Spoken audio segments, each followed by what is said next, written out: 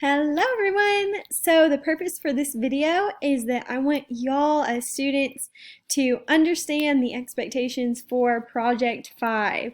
So I'm going to go ahead and jump over into Blackboard.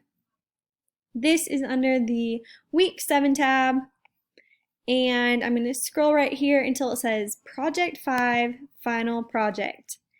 And then you'll see this is the submission box that you're used to submitting. You can also access this if you go under course materials, do assignment prompts and submissions. It'll bring you to the same place. And for the purposes of today, I'm going to click on the PDF version of the Project 5 prompt. We're going to walk through this so that y'all know for sure what to expect for Project 5. I'm going to zoom in just a little bit so it makes it easier to read. All right, so Project 5 is the point in the semester where I feel like most students get really excited because you have spent the semester so far picking something that you're really passionate about or picking something that you're at least interested in. And then through your research, through your investigation, you now should be really passionate about this issue. And so at this point, you have also only talked about what other people have to say. And now you finally get to jump into the conversation and have a voice of your own where you get to share and express all of the things you've learned and tailor it to a specific audience and through a specific medium of your choosing. And according to the prompt, the way they put it, this prompt puts it, is that you are to create a project designed to persuade a stakeholder to change their mind or to influence their actions on the issue. You are now going to take all of your research and do something with it, make it into a product for persuasion. And so you need to be making intentional choices about your purpose, genre, medium, technologies, audience tone, voice design, content, structure for this project. All of these things are largely up to you as someone who knows about rhetoric, knows about your issue, knows about your audience, put it all together, and you make these choices to culminate in a project. And it says here that I, as your teacher, will provide you with options regarding media for this project. So let me go back into the little presentation I have, and I have made a list of options for you. Now, I want to say before I introduce any of these, that this is just a list of things that I have seen or I've thought that would be good ideas, but I want to tell you the sky's the limit with this project. If you come to me with another idea that's really creative, that is not on this list, I am really open to hearing ideas and seeing new innovative projects. So just shoot me an email and I am confident we can get some guidelines for the project you want to do. So you can do a traditional text. You can create a magazine article, an essay, a report. If you go this route, shoot for between 1,500 and 2,000 words. You can create a podcast episode where you are interviewing people and you are using different music, sound effects to get your message across. I've seen this be really effective if your audience that you are targeting is especially on the younger side and is kind of the demographic that podcasts reach. You could also do a series of posters that could circulate in a real space, either physical or online, and you want to shoot for creating about 5 to 10 of those posters in your series. You can also do something really unconventional like create slam poetry. No one has done this yet, but I always suggest it, crossing my fingers that someone would have the bravery or the skill set to do this. If you do that, make it about a 5-ish minute video with captions for accessibility. You could also do something like a music video or a documentary or a workout video or whatever you think could best reach your audience. If you do that, also shoot for about the 5-minute mark with captions for accessibility. But like I said, these are just some options to get your mind thinking. You are more than welcome to think of something else and just run it by me if you want to do something that I don't have listed here. Now back to the actual prompt. Whoops, wrong tab. Here we go. So it is your time to argue a position. Who are you arguing to? Well, it says that you should choose one of the stakeholders from your Mapping the Conversations essay whom you disagree with and you want to persuade. So your options you have already created for yourself. You have 5 stakeholders that you've already talked about.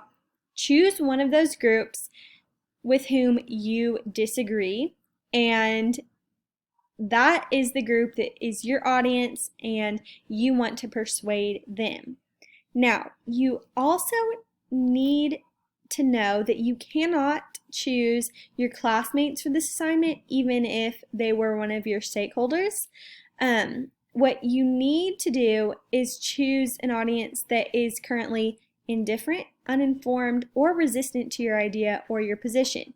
While you can't expect to convince everyone to change their mind completely, you can have realistic goals of persuasion. Sometimes you just need to convince a group of people that your issue exists, okay? Arguing on the facts level of stasis theory.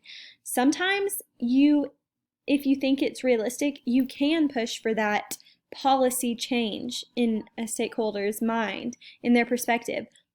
How are you going to decide what is the best and most realistic way or level of persuasion that you can achieve? Well, since you've already studied them as a stakeholder, you're going to know their expectations, their background, their values. So make it appropriate according to these things that you already know. And if you feel like you don't have a good grasp of that, this will require more research about the issue and about the audience to fully engage as best as you can. So like I've said, you are choosing the genre, the medium, the form, the organization, all in order to form or to achieve a purpose that you've set out. For example, is your audience best reached through a formal written proposal?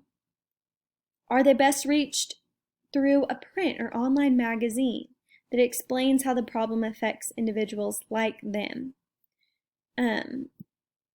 Here's another important note. Because you are the one choosing this medium, you are going to be responsible for finding out the expectations for that specific medium, for that specific genre.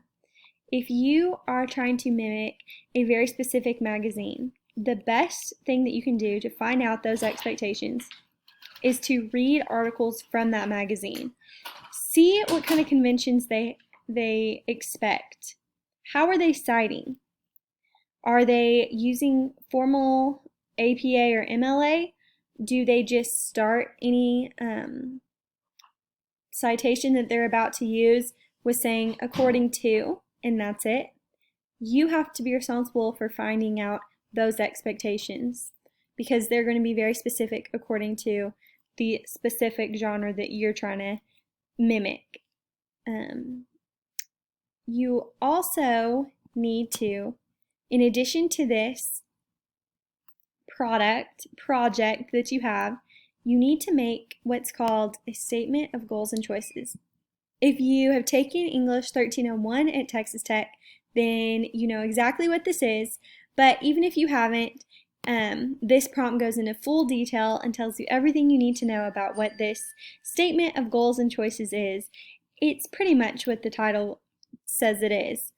It is your chance in 1,000 words to tell me why you have made the choices that you have made. So, since it is 1,000 words that is separate from the word count of your project, there are these 5 questions that you are to answer. My recommendation is that you hit 200 words answering each of these 5 questions. That way you know you meet the word count requirement.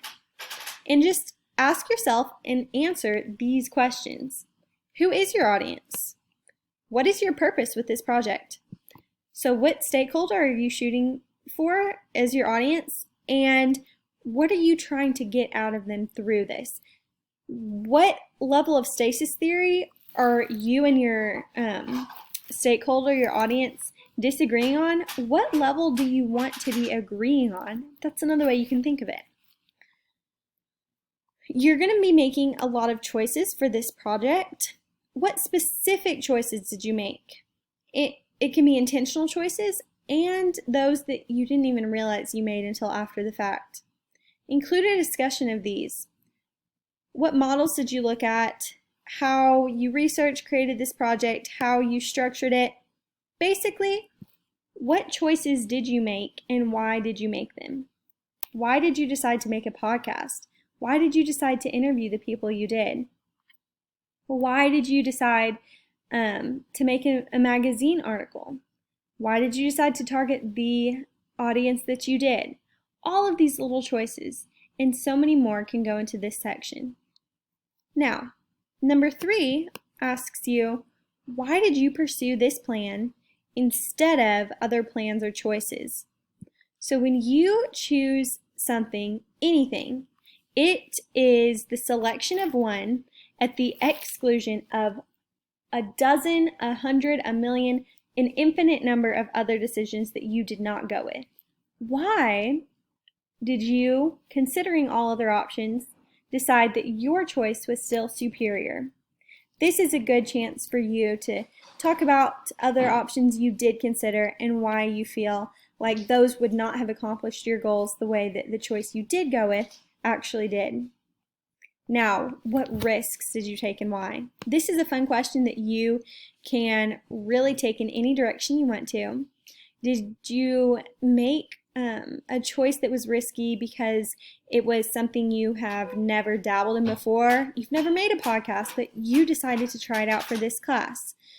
Or is it something risky like you reached out to someone for an interview for your podcast and you knew it was a risk because they might not be able to come because of the current situation of COVID and everything going on, and it turns out they didn't ever respond to you? That was a risk that was not worth taking or did not end up helping your project.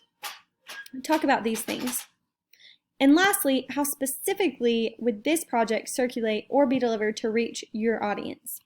Think in terms of actuality, of reality. Would you advertise this on Twitter? Would you mail this letter to a specific person? What are the things that would actually get this to your audience? And if you want more minimum requirements, just check out this section as usual. A lot of it is repeated from the prompt itself, but it serves as usual a great checklist to go through, making sure you're hitting all the marks to get the highest grade you can. And then if you want to bump into that A-B range, again, it's all about sophistication, extra clarity, specificity, organization, and style. That's the end of the prompt, but I also want to go through quickly just a little breakdown of Project 5, what you want to do, how best to tackle this assignment in this project. Number 1, choose a stakeholder that you disagree with, one that you already have of the 5 that you talked about in your earlier assignments. Choose a goal. Are you trying to change their mind, convince them that a problem is real, something else? Next, choose how best to accomplish your goal by choosing one of these or something else. And then, after all that, you're going to write 1,000 words in your statement of goals and choices that explain all of these things you have done. Thanks for sticking with me through this long, and I hope this helps as you approach your Project 5 in this class. Thanks, guys.